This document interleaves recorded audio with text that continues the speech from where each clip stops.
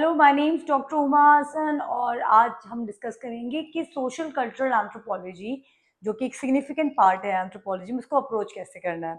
उसको समझाने के लिए मैं एक एग्जांपल समझा, लेकिन I am explaining one topic, ठीक है, जो 5.3 आपका सिलेबस है।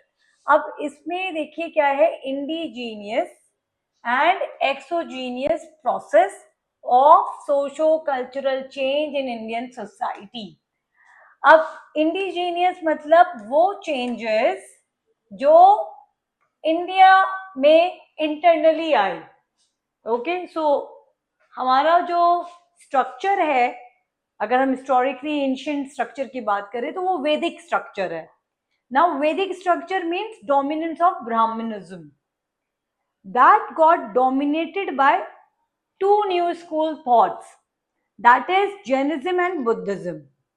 तो जो इंटरनल चेंजेस आए उसको आप कहते हैं indigenous changes, and exogenous changes that happen because of migration and settlement of an outsiders की वजह से जो चेंजेस आए। For example Muslim rule, okay, Delhi Sultanate, Mughal rule आया, फिर उसके बाद आपके यूरोपियंस का इन्वेजन स्टार्ट हुआ।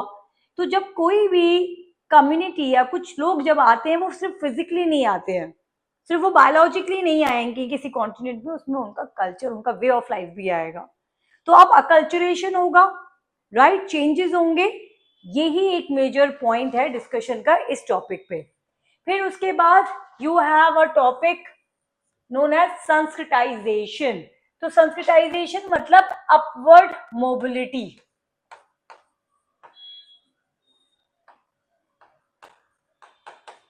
Upward mobility, okay. Now Shudras. So now when Shudras are imitating the lifestyles and thought process and cultural traits of Brahmanism, that is Sanskritization, upward mobility. अब इसमें बहुत सारे कॉम्प्लेक्सिटीज हैं, बहुत सारे डिबेट्स हैं जो आपको कोर लेवल पे मैं एक्सप्लेन करती हूँ when I teach in classes. ऐसा नहीं है कि सिर्फ संस्कृताइजेशन में आपने इधर उधर से कंटेंट पढ़ा और आप लिख देंगे, नहीं, you need to have a very good content.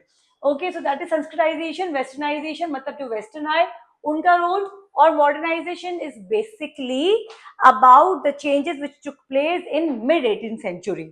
Industrialisation के बाद जो चेंजेस आए इंडियन सोसाइटी में, यहाँ पे हमको उसको रिफ्लेक्ट कर रहा है, ठीक है। So that is modernisation. Now interplay of little and great traditions.